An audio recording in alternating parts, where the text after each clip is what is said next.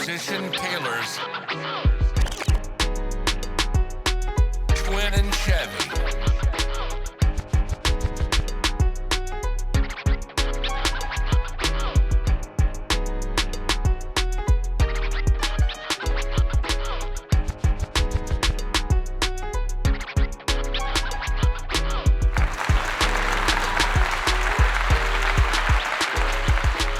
Greetings, everyone, and welcome back to the Tailor Talk Podcast, live here at Grind Entertainment Studio, home of musician Tailor LLC. I'm your co-host, Chevy Revis, along with my co-host and co-founder, Darrell Twin Smith. What's up, y'all? Today's special guest is a father, husband, curator, marathon runner, artist developer, A&R, and DJ. He started at an early age under the mentorship of the living legend, DJ Nabs, and started at the bottom, carrying 16 crates a week, 6 days a week, to different clubs and music events. His hard work eventually paid off, which landed him an internship with the legendary LaFace Records, in which he worked his way up to be an A&R coordinator with Outkast and Youngblood, just to name a few. Please help us welcome to the show, hailing all the way from Bruton, Alabama, by way of ATL, Georgia, our brother, ally, advisor, friend to the establishment, the one and only DJ A&R. Man, boy, who y'all talking about? I appreciate that, man. Oh, man. That's awesome, man. I appreciate y'all having me, man. Twin, man, the studio is super dope, bro. Man, I love appreciate it, man. that. Chef, I appreciate you, man. Come on, man. Long time coming. When I got the call, I was like, man, who y'all? I mean, y'all wanted to interview me? I was like, all right, let's go. Let's do it. Yes, sir. I appreciate that, man. Too much history, bro. I appreciate that, put in man. that work, so we would love to hear some of it. Absolutely, man. I appreciate that, man. Yeah, it's most definitely. You know, it's a pleasure to have you on here. Absolutely. You know, I seen you spinning. You know, you did your thing. Appreciate that. You know, you to put your mark in the history of hip hop. So, Sure. I appreciate that. It's man. most definitely, like I said, a pleasure for you to come here on Tailor Talk It's Podcast. an honor. It's an honor for me, man. I appreciate it. This is actually my first time doing an interview about myself on the podcast, so I appreciate that. So, wow. That's dope. dope. We appreciate it. Yeah, man, I appreciate y'all. For real. Man, as you know, we here for you. Everything we here to highlight you. So as you started your journey in music, what age were you and where you was where were you? Because we know you stay here in Atlanta. Sure. But you know, you from that great state of Alabama. Yeah, man. Roll Tide. Yeah, absolutely. But you know, we got this old Mississippi. Yes, sir. You know, it's a house divided because, you know, you got Alabama and you got Georgia. So, you know, people, you know, you got to pick your sides when you want to need to pick your sides. So, you know. But, I was born in Bruton, Alabama. My mother and father were at Alabama State. And my mom left me with my grandmother for 6 months to graduate from Alabama State. And so Pops came back. He was in the Army. We flew around the world, went to, where we said, Fort Benning, New Jersey, Fort Dix, Texas. Hood. Yeah, exactly. And then went to Germany for a year and a half or so, and then came back to Atlanta. So around 6 years old, I was here in Atlanta. So I've been here since 6, so. On the south side, College Park, you know, all day. Okay. So I went to the Meadows Elementary. So for those that know, you know what I'm saying? And then went to Banneker. And so my love for music really began actually at 6 years old, 5 or 6. My father had a reel-to-reel. He had a ton of equipment. He actually still does. So we had a ton of vinyl, a mixer, 2 turntables at that point. And he would always record himself in the reel-to-reel, where he would kind of make his own rhymes up to, if you ring my bell. He would always make some real, you know, he was like, so I remember distinctively falling in love with George Clinton, Funkadelics. I mean, I remember all those, Atomic Dog, you know, Flashlight. Those were my core memories in terms of music, really falling in love with music at that point. So from 6 years old, and then it just kind of like, progressed from there with Mojo, you know. Mojo's from Atlanta. You know, I got the first rapper from Atlanta. I got that vinyl, you know, back in the day. I still got that vinyl. Oh, that's dope. And then fall in love with Run DMC, Jam Master Jay. I mean, all of those things. So it started really, really early, but in terms of me understanding what it was, in terms of real passion, it probably began when I was in my, I started seeing people really doing it, you know what I'm saying? Because at that point, a lot of people from Atlanta wasn't really doing it on a level of people from New York, you know what I'm saying? And so at that point, I said, oh, okay, maybe we can do something with this. And I was maybe in my 20s, and it was just like a nudging, a calling. I was like, I gotta do something. I gotta do something with it. I gotta do something with it. And so I just kind of started to really delve in to see exactly where I could fit in. And my father was in the National Guard with DJ Nabs. DJ Nabs was in the National Guard. And shout out to DJ Nabs, that's my brother. So Living legend now. straight up. So he actually played the saxophone, Nabs did. My father played the trumpet. Okay. And so he was like, man, you need to holler at Nabs, man. You need to holler at Nabs. I was like, I don't know. I mean, because Nabs was on the radio. He was on V at this point. And so I was like, I don't know. He said, man, I'm telling you, go holler at Nabs. And so when I talked to Nabs, Nabs was just starting Kaya at that point. This is around 96. And I was like, all right, I'm going to just talk to him. So Nabs was like, yeah, come on. He threw me into work. I mean, we started. Nabs was not hesitant about, getting some free work because, he was like, come on, man. I think I was, 22 at that point, 23.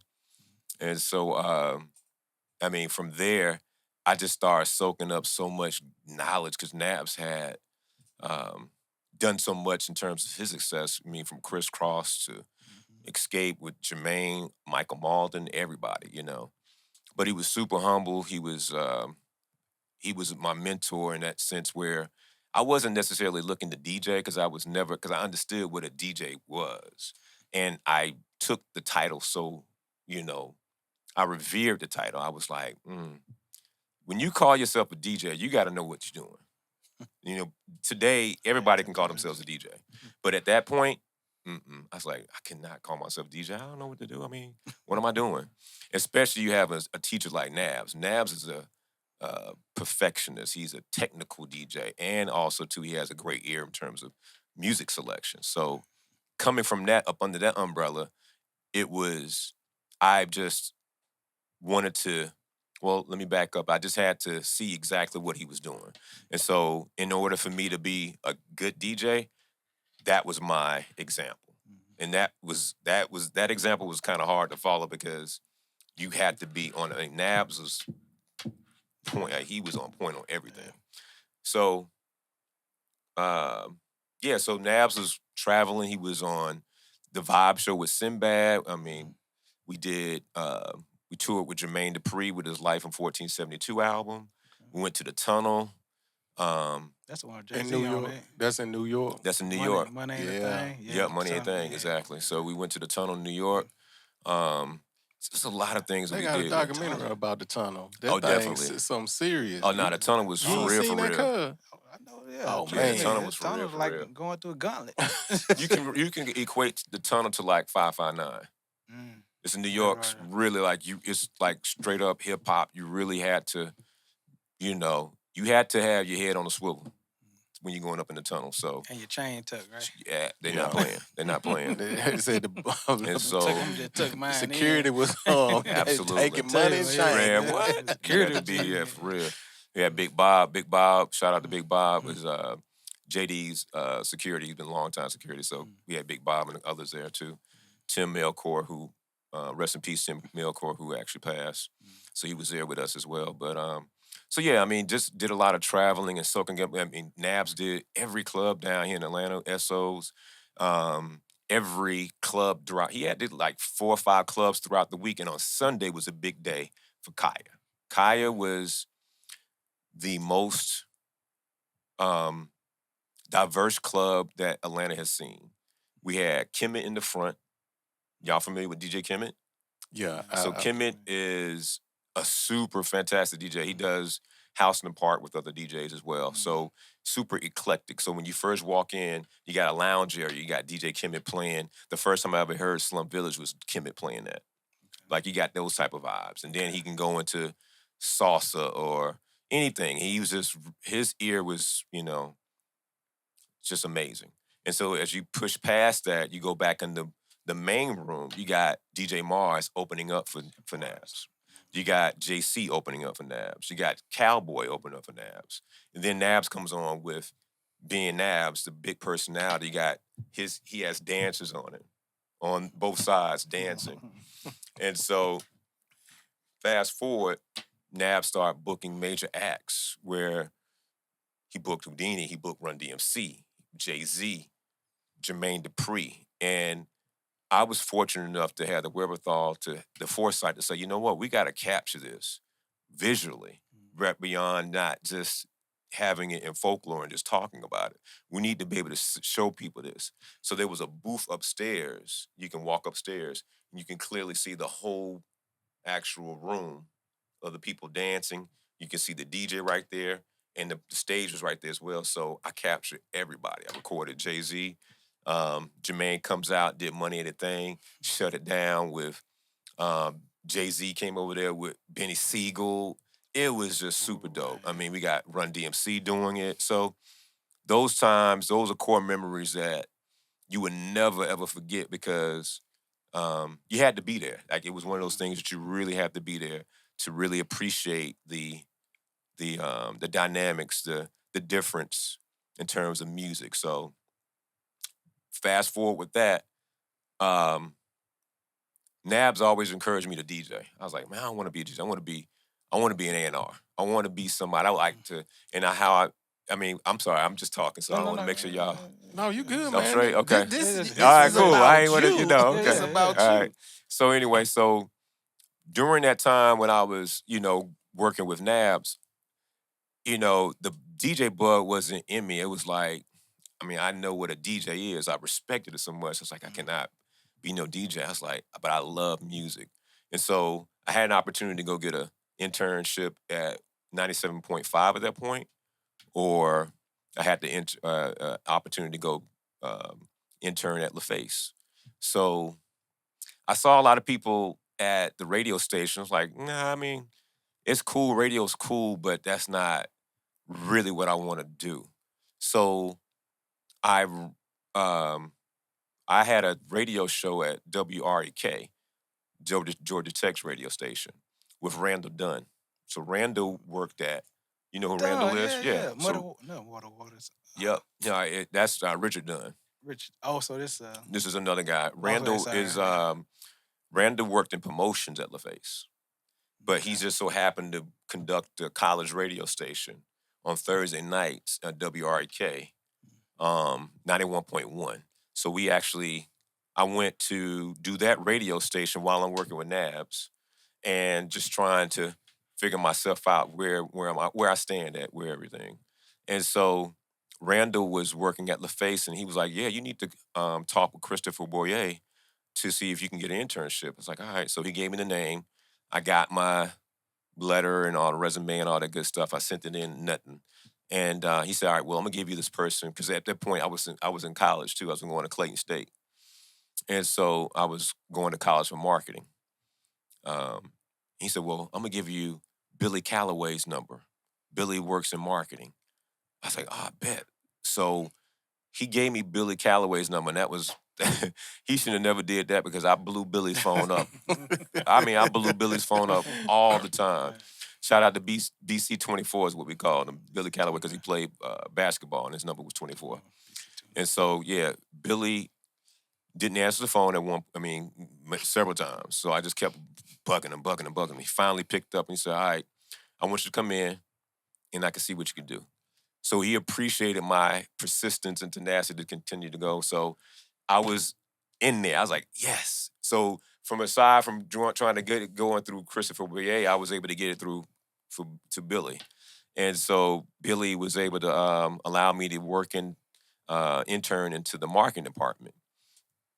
There were some things that transpired within the marketing department for someone else, and they were about to eliminate my internship. And I was like, man, I cannot go. I said, I need to be up somewhere. I need to be somewhere in here. So lo and behold, Regina Davenport saved my life. I tell her this all the time. Regina she doesn't understand how much she was that pivotal person to be able to, my trajectory in terms of music, she had an opportunity to say yes or no. So I said, Gina, can I please intern here in the A&R department? Because I didn't know what A&R was. I didn't know nothing. I was just fresh. I was like, all right, what up? It's like, I need to be somewhere here. And she said, okay. Now, mind you, where me and Regina worked, it was smaller than this studio. So Regina had a space right here.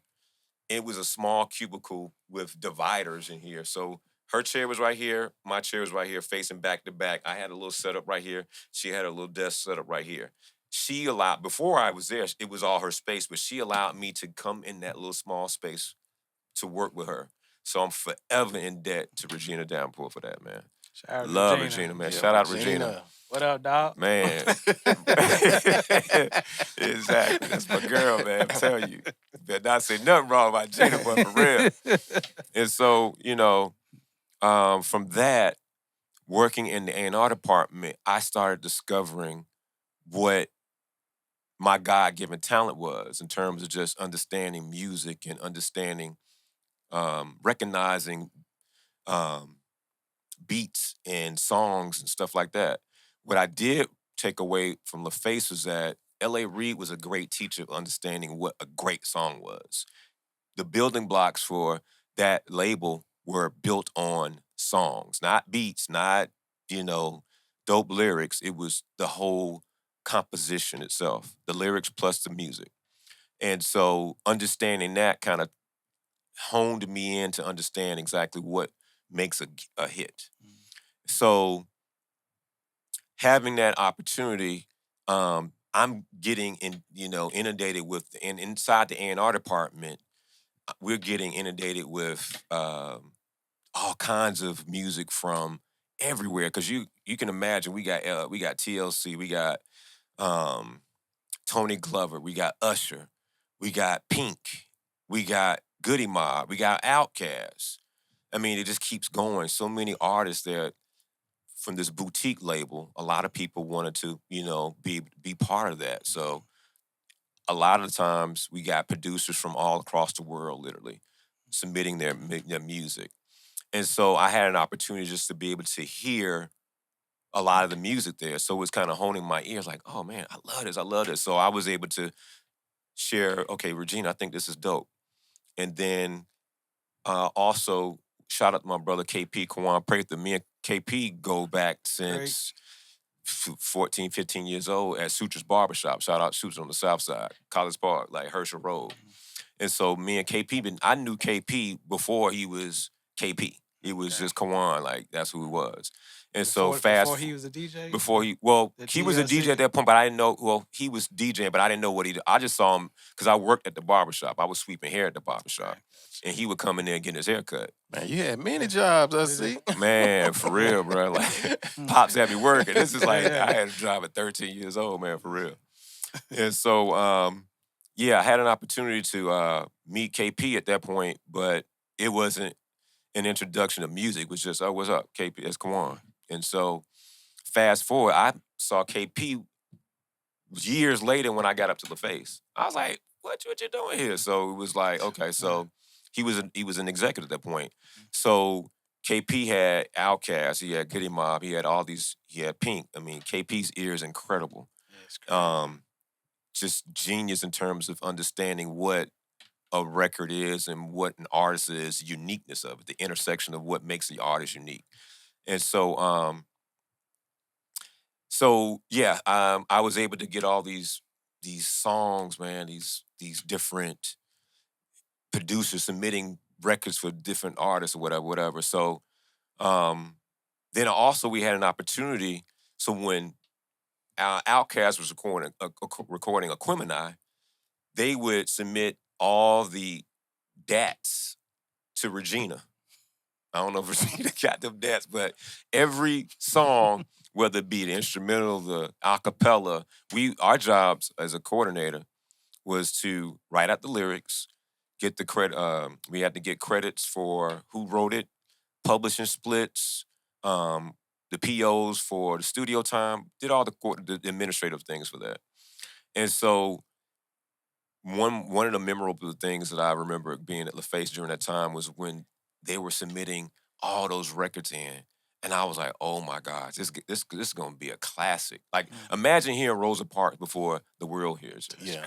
Imagine hearing Spodiola Dopalicious and Liberation, all these records before the world hears it. I'm like, bro. So I'm on the road at the same time I'm working at LaFace. I'm on the road with Nabs. We were out in LA at a TV show. I got the cassette tape and I'm playing it for the dancers out there. I'm like, y'all ain't ready for this Outkast. Like, it's like, all right. So I'm playing it on the bus. Of course, I didn't, give it away, but I'm just playing it. It was like, oh my God, this record is, these songs are so, dope. So when it came out, of course, they got 5 mics in the source at that point. But again, it was part of me honing my ear in terms of what it was to recognize good music. And so I want to be able to, if you mind, can I share with what I did? Yeah. Watch this. Kind of leads to what I was speaking about in terms of these CDs that we actually got in the A&R department. So, if you will, I'm still on a high, so y'all gotta forgive me. Last night, I saw DJ Jazzy Jeff. Shout out the magnificent DJ Jazzy Jeff. Legendary. So, if you're looking at this, Jeff, during the time, he was one of the producers actually who submitted, he was submitting tracks as well to the LaFace artists as well, right? Now, if you look at that, it says ATOJ, A Touch of Jazz. That's his production company, right? Now, I kept these CDs because they were so dope. The records on the tracks on here were so dope. And I had an opportunity last night to present this to Jeff to say, do you remember this? He was like, oh my gosh. He's like, he was just blown away the fact that I still had him. He hit him with the new face. Man, I hit him with the, matter of fact, I'm gonna tell you, I hit him with the new face was right there before I got there. He was in line before I got there. I said, new face. Shout out to New Face. What's up, boy? He said he ain't got this. I said, exactly. Because he had all his stuff too. He had all his memorabilia, right? But this is how God works. So I didn't have a pen. I was with my partner. I was like, Chad, I said, I need a pen, man. I said, I gotta get a pen.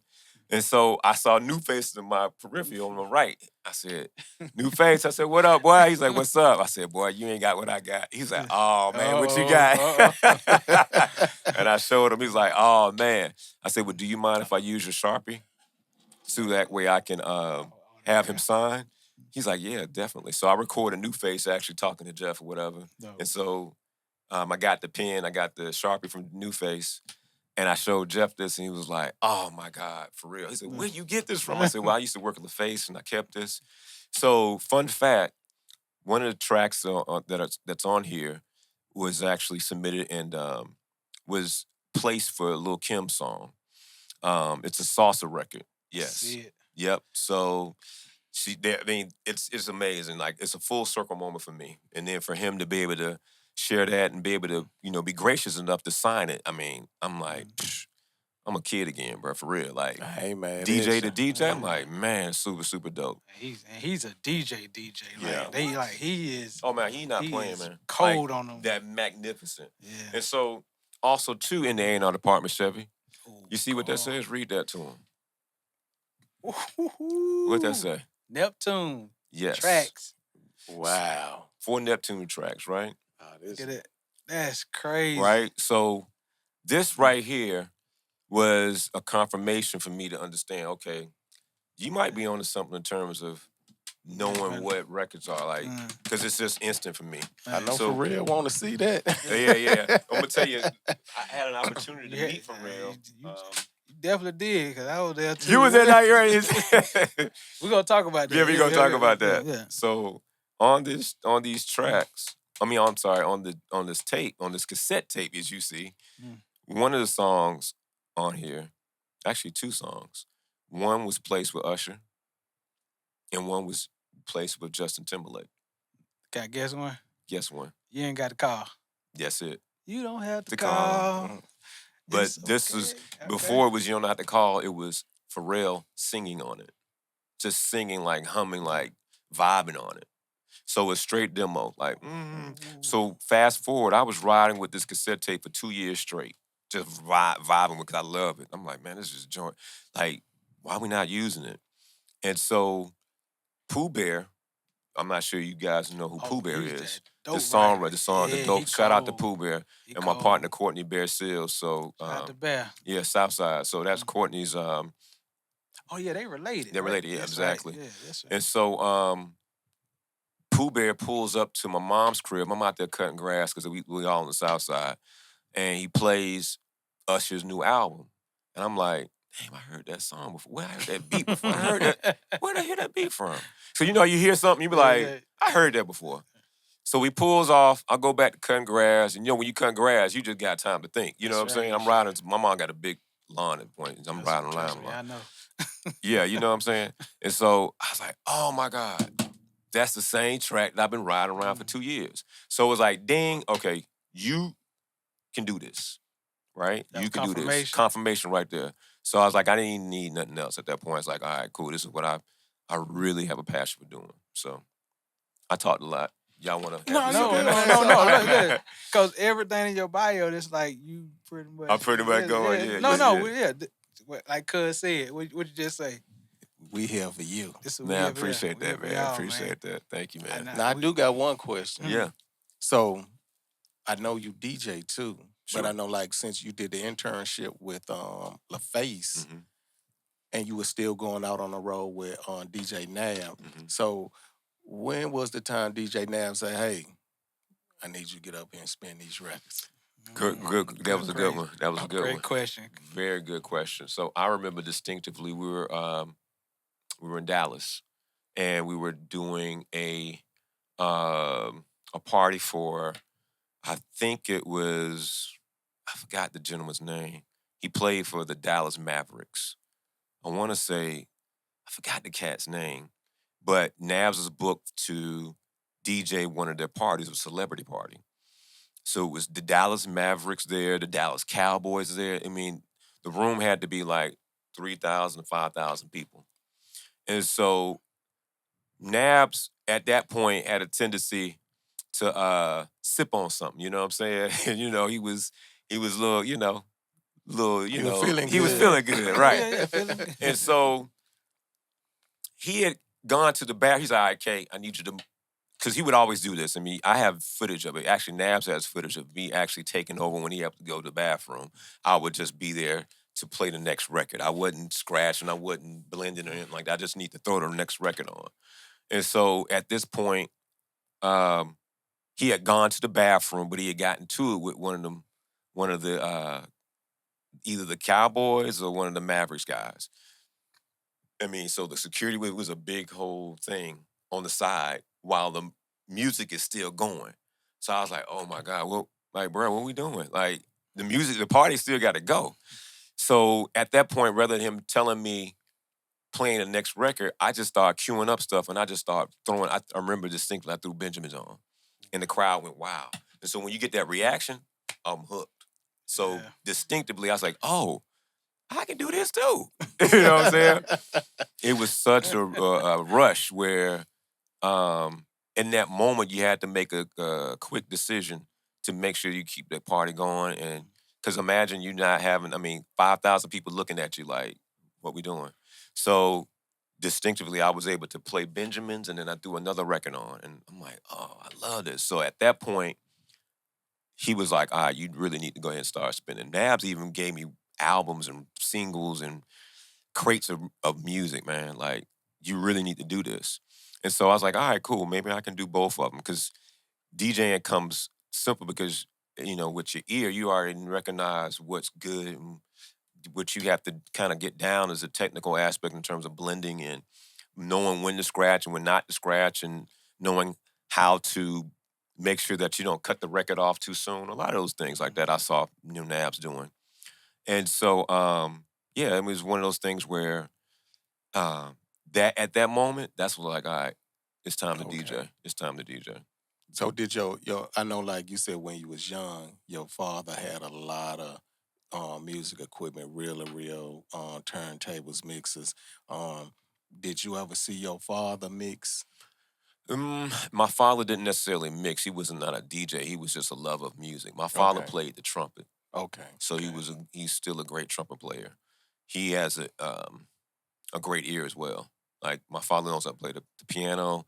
He knows how to read music. He just hears things very good, and that's why I'm gifted from that as well. Just understanding how to hear music.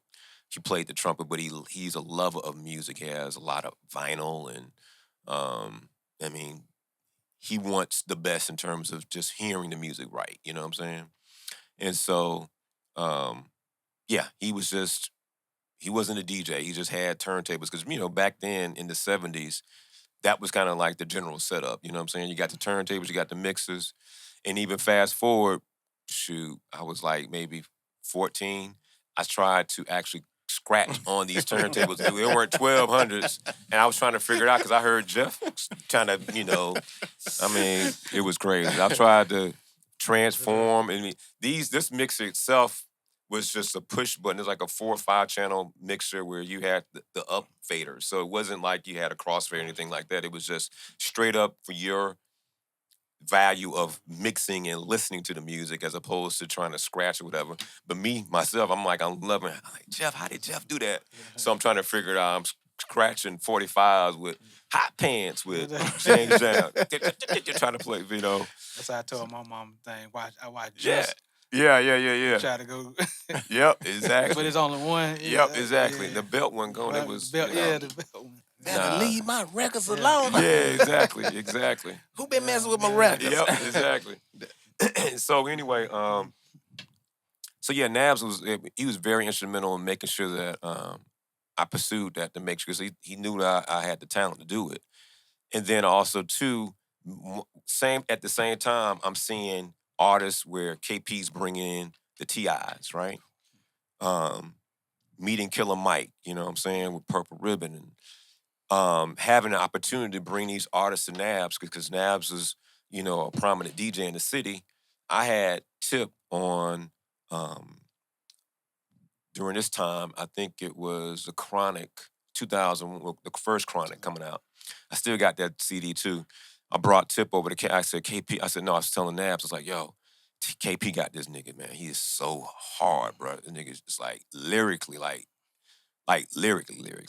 Because Nabs knew I love lyrics. And so he's like, well, bring him through. Let's get him a mixtape.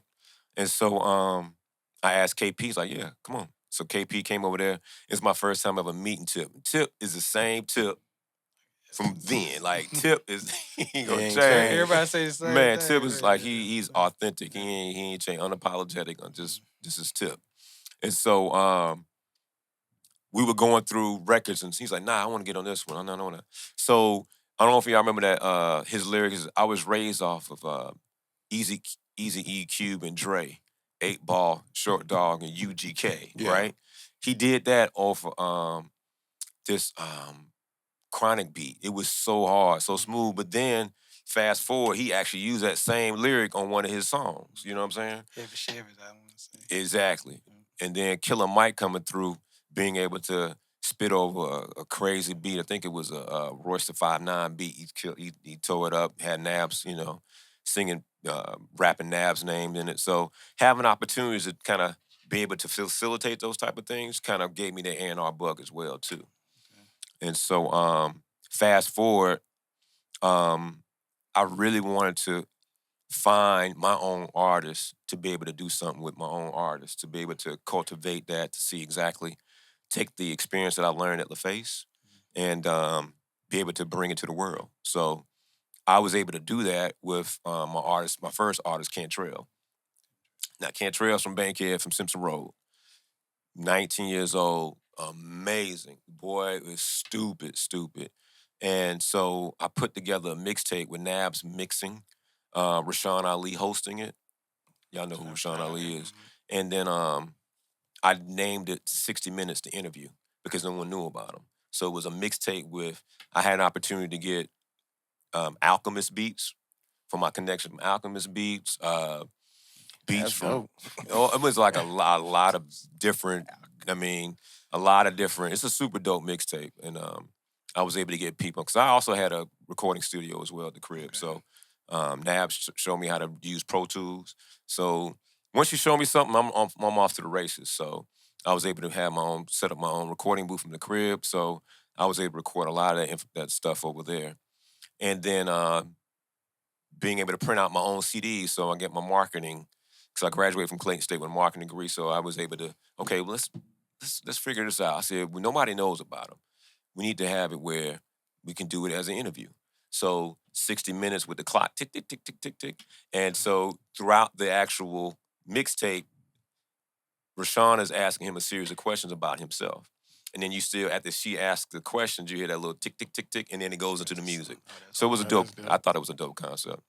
And so fast forward out of that, Nitty, again, my LaFace days, I still got some demos from, shout out to Frank Nitty. Nitty on the beat, right? Yeah. So Nitty actually used to come up to LaFace all the time. And a lot of times, either Candy or KP didn't have an opportunity to meet with him, but I was always meeting with him. And I was like, man, Nitty, you got some beats, man. This is before he was Nitty, though. And I was always encouraging him, like, keep going, keep doing your thing. Fast forward, bam, Nitty got records on Boys in the Hood, you know what I'm saying? Killing it. And then I used that relationship that since he was on, I took Cantrell to Nitty, and we came up with this record called The Weight Man. When I walk in the club, everybody know my face. Stacks in my pocket, everything is okay. This is how you do it, how we do it every day. When you want to know my name, hey, this is what you say. I'm the Weight Man. I'm the Weight Man. It's a big classic right now. It's a skate classic. So Nitty did that beat, and during that time, he was cultivating Cantrell. He had Young Jock, all this record. So the Young Jock That's Going Down record came out at the same time with that. So it was a lot going on at that point. So I'm really proud of that opportunity to be able to kind of bring forth, those records like that with Cantrell. Just being able to cut my teeth with my own artists at that point. So it was dope. Mm-hmm. Dope. So for DJing, is the One Music Fest one of the biggest places you on DJ? Nah, I think for me, having the opportunity to DJ opened up for Mos Def and E40. Yeah, it was super dope. Mos Def is one of my favorite artists. Shout out to Yusef. He's so cold, man. Yeah, man. He's so cold. Super dope, man. I had an opportunity. It was like 5,000 people. This is actually the 10th anniversary of the Black Hand Side album. And so I was able to just kind of vibe it out and just be able to, bring that essence, that soulful essence that a lot of people kind of know Mos Def for. So it was super dope having the opportunity. Then this very next day, E40 comes, and I had a dope, Cali set from the North Cali, from the South Cali. I mean, it was super dope. So that was one of the biggest opportunities I've had to do that. Yeah. Yeah, I seen you, man. Yeah, I seen you DJ a lot, and then Yeah. step in for that. That's why I was like, was that the time you was gonna get for real, or it was before that? This is actually. Like this right here when I first found this out. This is when I was at LaFace at that 98. He actually says the actual year on it. This is 98 right here. Okay. This is 98 right here. So fast forward, I start cultivating my DJ skills around the time 03, 04. Okay. During that time. It was like kind of one of those moments where nerd days. Early nerd days. Yeah, exactly. Yeah, it was like one of those times where, I was using Nabs as equipment to go do gigs, and he was like, "Man, you need to go ahead and you need to buy you some turntables." So at one point, he's like, "I'm not letting you use my equipment no more." So I was like, "Oh man!" So I had to go buy CD. I think it was CDJs at the time when it first came out, and I started doing weddings. I just started doing a whole bunch of weddings and different gigs or whatever. So that was around. 05, 06, 07. And so I started making a name. So when Nabs goes out, I would open up for him because now he had confidence in me to be able to open up. And then people started seeing me DJ. And so shout out to Princess Cut, Richard Dunn. We used to do Sugar Hill, and Princess Cut was opening up for Nabs at that point. Down at 5 Points. And so Richard Dunn and Freddie were the promoters at that point. So when Nabs left, they hired me to do a lot of the actual the events they actually had. They brought in indie R&B. It was very tailored to soulful vibe type of artists. You know what I'm saying? And so I was able to that's right up my alley. I love to be able to bring those type of eclectic vibes, you know, in terms of DJing. So I was able to do that, and Princess Cut was there as well too. So shout out to Cut, you know. So it was good. I mean, that at that point, I was able to cut my teeth and people to be able to see me exactly as a DJ at that point. And I started falling in love with the music, understanding how I can manipulate what I like in terms of my ear versus what I would have to play just to say I'm a DJ. So I like to be able to, I mean, as a DJ, to me, you have to have your signature. You have to have your personality as a DJ, because, you know, what sets you apart from what everybody else is doing, you know what I'm saying? So I was able to really cut my teeth and hone my skill in terms of my identity in terms of a DJ at that point. So that was a great experience at that point for me. Yeah. Yeah, man, you've been motivating me too, man. Really? With the marathon. Oh, man, shoot, man. Look, man, you know, you got to know how to pivot, Chef. You know what I'm saying? Like you say, man, you know, I used to be a 6-minute miler, 7-minute That's miler back super in the hard, day. boy. So you Back ran a in the marathon day. before as well? No. Oh, okay. No, it's just a lot of running. Yeah, a lot of running. Yeah, absolutely. Been in units where that's all we Sure. did was run. Sure, Like, exactly. so So that's you why already know what it is, man. Yeah. So when I saw you getting out, okay, you working your way all the way up to the Absolutely, marathon. man. Yeah, man. And yeah, man, that's a lot of discipline and a lot of training. Definitely, man. I'm gonna tell you, during that time, it was for me. I ain't never like running. I ain't never ran till I was in my late 40s, bro. I was like, why am I running? Who runs, man? You had a Forrest Gump moment. Yeah, man. Come on, I'm like, bro, like, why am I running, man? I said, so I was actually tricked into running. My partner, who I work with, is like, man, why don't you just come run with me? Because I wanted to get back in shape. I ain't want to just have no pot belly. I want to really be on some, like, I want to change, you know what I'm saying? I want to have a way of controlling my narrative as opposed to just allowing life to go, you know, take me on a world spin. So you, like you said, he has to have sacrifice and some discipline with it. And so I said, you know what? At that point, my mind started to change. Like, in order for you to be able to get what you want, you got to do things you don't want. You know what I'm saying? I agree and with so I had to face everything that I did not want and do it, like, head on. And one of those things was running. And so he was like, man, you just need to come out here and run with me. I was like, all right. And so we went on the Silver Comet Trail. And he was like, all right, we're going to run down here to that bench. You good? I said, yeah. So I ran down to that bench. He said, all right, you straight? I said, yeah, I'm good. So we ran back.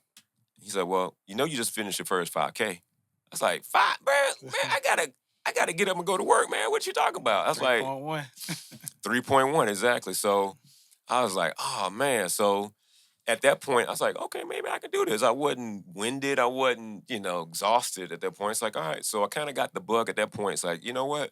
Let me just continue to run. So we used to run together. Then he fell off. And I just kept running, like Forrest Gump, for real. I just kept running. I would have straight up do it. So I would run from my crib, and I started to do 3 miles consistently. I wanted to get my time down 3 miles. And I finished my first 5K through the Atlantic Track Club. I did that like 26 minutes, so I was really good. And so then I said, well, you know what? Let me just push it, because my homegirl was running 4 miles. It's like, man, if she can run 4 miles, I'm gonna run 4 miles. So I started doing 4 miles around the crib. So then I was like, well, if I can do 4 miles, maybe I can do 6. So I started doing 6. So 6 is a half a marathon. Well, no, 6 is half of a marathon. So I said, 13.2 is, yeah. 13. So I was like, maybe if I go, so I said, you know what, I'm doing the math. I said, if I go 6.5 out, I gotta come back. What's that? 6.5 back. You got to go where you start. You got to come on back. So I was like, all right, I'm gonna just thug it out. So I did 6.5 and 6.5 back, man. When I was like, dang, I just fit my first half marathon. So I got the bug at that point. I was like, all right, cool, bet. So then I said, well, okay, so if I do 13, I can do a marathon. But I didn't do that until the year later. But I was like, all right, man, let me just go ahead and compete with my first 5K. Then I did that. Then I did a 10-miler, half marathon. And so the next year, Atlanta Track Club has a program they call the Triple Peach. The Triple Peach is where you compete with the 4th of July race, the Peachtree Road race. So you do the Peachtree Road race on the 4th of July. Then there's a 10-miler in October. Thanksgiving Day is a half marathon. Fast forward, that February of the next year is the marathon. If you compete in all those, you actually win your Triple Peach. So at that point, I was like, all right, bet I'm going to just do it. So my partner was like, you need to go ahead and just do your first marathon at Publix. I was like, all right. So I started training that summer before February. And you had to get up and you run throughout the week, 5, 10 miles. And then you have your long runs on the weekend, whether it be 15 to 20 miles. And so the closer you get to the marathon, you start building up those miles, 22 miles. And so I was like, dang, I ain't never did 20 miles. And so I was able to do it. And then I competed in my first marathon, man. I was like, when I was about to reach that finish line, I was like, oh my God, dang, that's crazy. I did a marathon, you know what I'm saying? And so the very next year, I wanted to get better at my time. So I was able to do another marathon while in grad school, which is stupid, which is crazy. And so I was able to do that. And it's one of those things for me is like, if you can do a marathon, man, you can master yourself. You can just pick out what we're doing next. Okay, I like doing that. I want to do that. I want to do that. Just gives you the confidence to be able to say, you can stand on something. 1% of Americans, even the world, actually 0.01% of the world has competed in a marathon. So they call you 1%ers. 1%. Yeah. So. Yeah, I can't do it. Hey, man, look. You want me to tell you why I can't? Why you can't? Jumping off them tanks. Oh, yeah, your knees, boy. Man, these knees, these hips. Yeah, man. Like 4 feet? Man, Hey, 2 miles up, 2 miles down. Airborne, out of the sky. Yeah, there you go. Hitting the ground. You know what I'm saying? Man, but I rolled my weapon in the battle, and I kept jumping on. Wow. They done rolled a couple of Sheridans out the back of the airplane. And That's crazy. You know what I'm saying? Boy, that airborne is crazy, bro. Yeah, man. Well, you got to have a different mindset for that. Yeah, that's Nah, 1% right there. Yeah, you one, definitely. Yeah, you one of a kind. Nah, I just wanted the extra little $150 they were giving us. Shit, you get that. We ain't got to jump out no plane to get that. I needed that at the time. Yeah, I hear you. Oh, man. That's a little motivation. Yes, you know what I'm saying? Yes, sir, yeah. That's good, man. Yeah. Yeah, man. Listen, man, we could do this all day, sure, all man. night, Absolutely. man. I appreciate you, man. No, man, we got more to talk about. Absolutely. You know what I'm saying? We're definitely going to have you back. I appreciate that, You know man. what For I'm real, saying? man. You just gave us a lot of history. Yeah. A lot of classics. You might want to put this in the vault. Yeah, definitely. Before It's going in my definitely the vault. bag. Yeah, man. Exactly. Because I got Walkmans at the house. I can just pop it in my Walkman. Absolutely. And run a I marathon. already got it digitized, so it's good. It's all good. Yeah, man. So, yeah, man. I appreciate it. So, anything you want to tell the people? Yeah. Check me out on my Instagram. I am DJ A&R. So look for me doing some more events, some DJing, and some producing as well. So I'm very in the vein of producing right now. So that's what's you up, definitely man. hear some stuff from me. I'm already right in the right place. You know what I'm saying? So we got a lot of artists right here. So we definitely can make something happen. So yes, sir. Yes, sir, man. I appreciate it. And folk, what else they need to do? Hey, we appreciate y'all for tuning in for Tailor Talk Podcast. We'd like you to subscribe, like, and share. See you next time. Yes, sir. Appreciate y'all.